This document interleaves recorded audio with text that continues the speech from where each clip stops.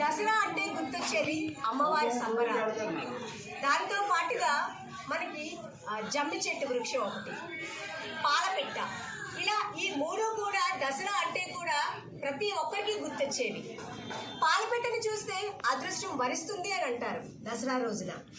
అదే జమ్మి చెట్టుకి పూజ చేస్తే చాలా మంచిది అని అంటారు.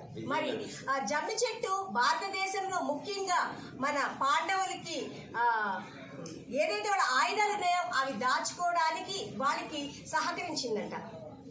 మరి అలాగే శివునికి ఆరాధిస్తారు ఈరోజు, పెద్దలకి ఆశీర్వచనాలు తీసుకుంటారు.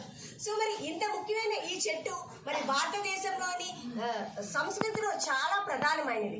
ఇదే చెట్టుని మరి విదేశాల్లో కూడా పెంచుతున్నారు, ఎందుకంటే భూమి సారాన్ని పెంచే విధంగా ఉంటుంది అని చెప్పి. మరి జమ్మి చెట్టుకి పూజ చేసి దాని చుట్టూ తిరిగి సమయ శ్లోకం కానీ చదివి, దసరా రోజున సమయ శ్లోకం చదివి ఆ రోజు దేవి ఆశీర్వచనాలు తీసుకున్నట్లయితే ప్రతి ఒక్కరికి కూడా మంచి జరుగుతుంది, ఆయురారోగ్యాలతో ఉంటారు అని చెప్పి మరి పెద్దలు చెప్పడం అయితే జరుగుతుంది. మరి అప్పటి నుంచి కూడా ఇప్పటి వరకు కూడా ప్రతి ఒక్కరు కూడా జమ్మి వృక్షానికి పూజ చేయడం, మరి ఆ దేవత ఆశీర్వచనాలు తీసుకోవడం అనేది జరుగుతుంది. మరి ఈ రోజు మా బృందావన్ పార్క్ లోని ప్రతి ఒక్కరూ కూడా జమ్మి చెట్టు చుట్టూ తిరిగి శ్లోకం చదివి మరి ఆశీర్వచనాలు అయితే తీసుకున్నారు. మరి మీరు కూడా జమ్మి చెట్టు సమయ వృక్షం గురించి మరి మీరైతే ఏం చెప్తారు? కామెంట్ చేయండి, లైక్ చేయండి, సబ్స్క్రైబ్ చేయడం మాత్రం మర్చిపోవాలి.